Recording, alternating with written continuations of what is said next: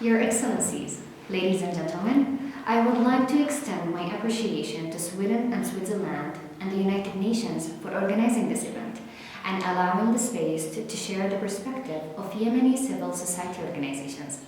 I am Marwa Juhaidi from Limbo, Yemen. Today, I'm honored to speak on behalf of civil society organizations operating in the northern parts of Yemen. For 7 years on, this conflict continues to devastate our lives. Millions of families have continued peering unimaginable conditions, more felt by women and children, who make up to 80% of the 4 million internally displaced people. Yemen was already the poorest country in the region, and the conflict has pushed poverty levels even further and stretched the ability of people to cope with the crisis.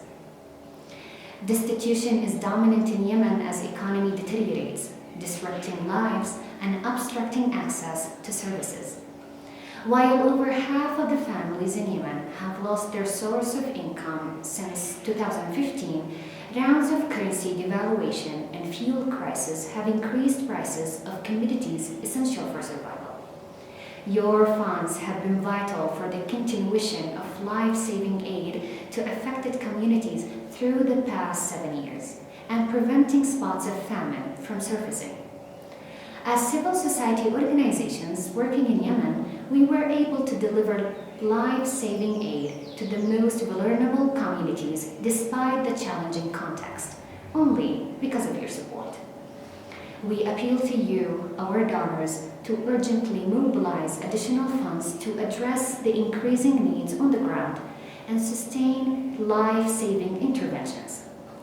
As frontline workers coming face to face with the reality every day, we call for initiating early recovery programming, scaling up programs that focus needs on vulnerable groups, enhancing access of services, addressing gender inequality, and strengthening resilience so that people can generate income and become less dependent on emergency aid.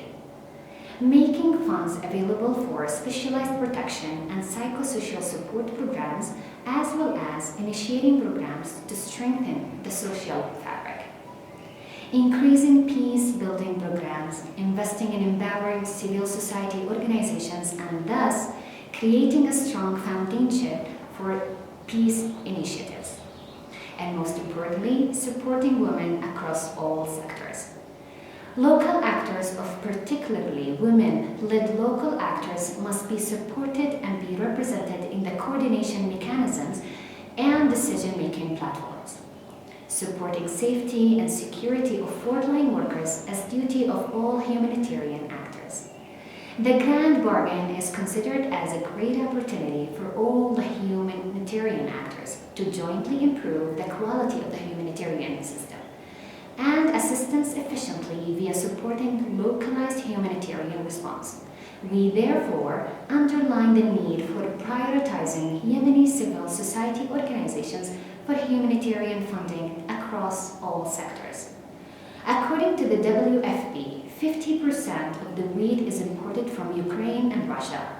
We therefore underline the need for prioritizing Yemeni civil society organizations for humanitarian funding across all sectors.